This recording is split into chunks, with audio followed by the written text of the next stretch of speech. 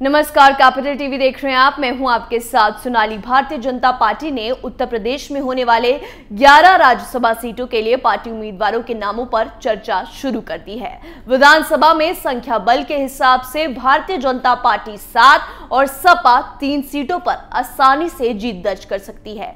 एक सीट पर मुकाबला कांटे का है। ऐसे में देखना होगा कि भाजपा कितने उम्मीदवारों के नामों का ऐलान करती है। इनमें से एक मुलायम सिंह यादव की बहू अपर्णा यादव भी है। जी हां, इस रिपोर्ट में देखिए।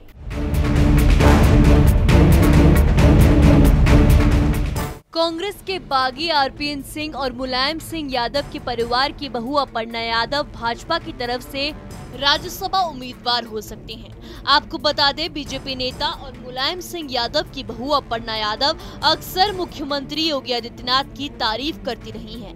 अब उन्होंने कहा है कि राम राज में पद साधु ही संभालता है। उन्होंने कहा, बीजेपी ने हमेशा रामराज के बारे में बात की है और रामराज में कहा गया है कि राजा का पद एक साधु ही संभालेगा। पहली शर्त बीजेपी ने पूरी की है कि योगी जी को दोबारा सीएम बनाया है। इसमें कोई दो राय नहीं है कि जो तारीफ के योग्य हैं उसकी हमेशा तारीफ होगी और योगी जी वाकई में तारीफ के काबिल हैं। यूपी विधानसभा चुनाव में तो अपर्णा यादव नहीं लड़ी, लेकिन राज्यसभा में शायद बीजेपी अपर्णा को चुने, ऐसे संकेत लगातार मिल रहे हैं। इसके अलावा केंद्रीय मंत्री मुख्तार अब्बास नकवी और यूपी के बड़े ब्राह्मण चेहरे लक्ष्मीकांत वाजपेयी और शिव प्रताप शुक्ल भी पार्टी की तरफ से राज्यसभा भेजे जा सकते हैं। पूर्वांचल से एक ब्राह्मण चेहरे को भी राज्यसभा का टिकट मिल सकता है, तो 4 ओबीसी, 1 महिला और 2 दलित चेहरों को भी राज्यसभा भेजा जा सकता है। उम्मीदवारों के चयन में क्षेत्रीय समीकरणों के साथ जातीय संतुलन बनाने को भी कोशिश की जाएगी। भाजपा अभी से 2024 लोकसभा चुनाव को लक्ष्य बनाकर चल रही है। सूत्रों का कहना है कि पार्टी संजय सेठ, जयप्रकाश निषाद और सुरेंद्र नागर को भी राज्यसभा भेज सकती है। वैश्य समुदाय से एक प्रभावशाली चेहरे को भी राज्यसभा भेजने की बात चल रही है।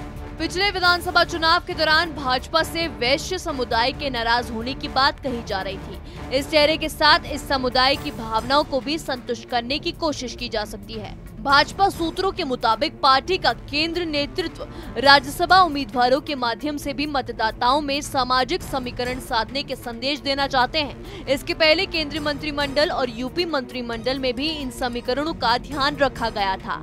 उसी क्रम में राज्यसभा उम्मीदवारों के चयन में भी इन समीकरणों को साधा जाएगा।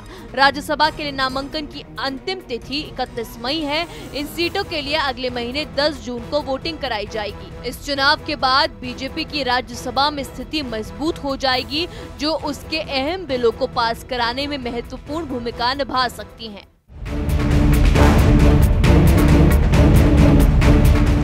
तो साफ है, आरपीएन सिंह, मुलायम सिंह यादव के परिवार की अपर्णा यादव बीजेपी की तरफ से राज्यसभा उम्मीदवार हो सकती हैं। इसके अलावा केंद्रीय मंत्री मुख्तार अब्बास नकवी और यूपी के बड़े ब्राह्मण चेहरा लक्ष्मीकांत वाजपेयी और शिव प्रताप शुक्ल भी पार्टी की तरफ से राज्यसभा भेजे जा सकते हैं। इस रिपोर्ट में मेरे साथ ही तमाम खबरों के लिए देखते रहिए कैपिटल टीवी। नमस्कार।